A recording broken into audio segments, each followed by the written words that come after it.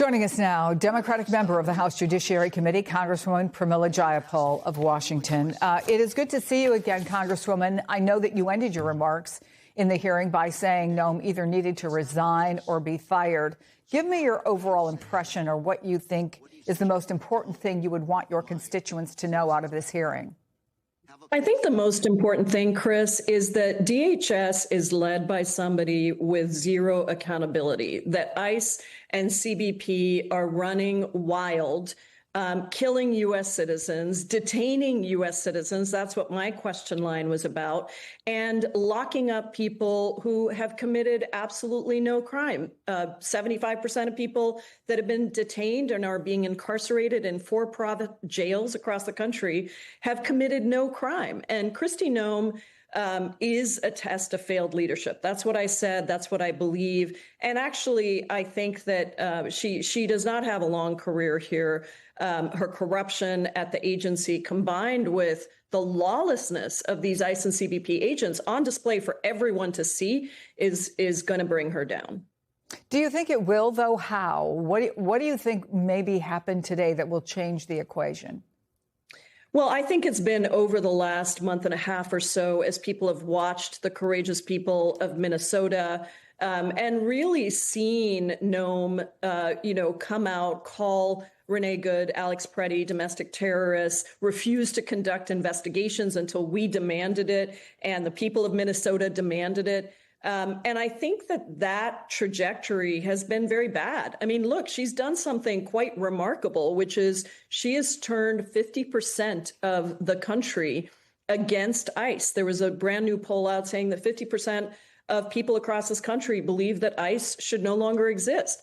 And I think that's sort of a stunning place to be. But I think what Americans are seeing is that they thought that this was an administration that was going to go after the worst of the worst. And they happen to know and see the people that are being picked up in their neighborhoods, in their cities. They see the militarization of the streets by the federal government. They see children being detained and held in camps and separated from their families, and they don't like it.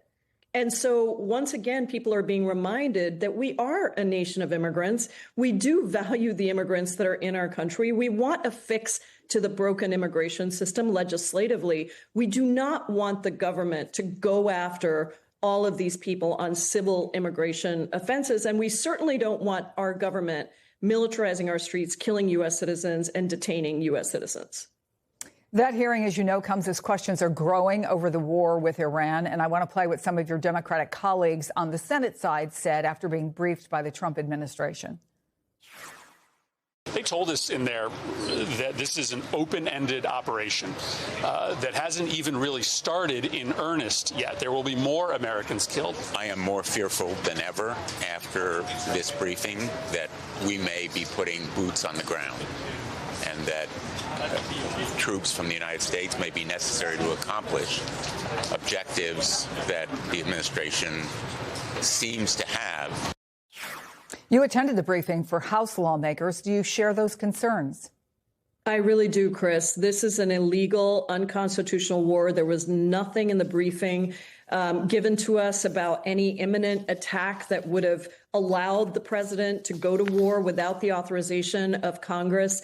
And look, I think that it is very clear that they are trying to do damage control now by saying not only have we lost 6 troops already in just the first couple of days, but also that there are going to be more. And Trump says callously, that's the way it is. No, it's not. That is why the founders said that the issue of going to war could only be authorized by Congress because the consequences are so severe to U.S. lives, to the pocketbooks of taxpayers spending trillions of dollars on a forever war, to the global relationships and domestic stability. And I think the American people understand that there's no reason. This was a war of choice, not a war of necessity, and they don't like it. And they don't want another forever war from the president that fooled some people into thinking he was going to be the guy that stopped forever wars, when instead we're going to war with any country around the world that he doesn't like, to distract us from the fact that Americans' prices are still going up, the Epstein files are still being covered up, and there is rampant corruption across this government.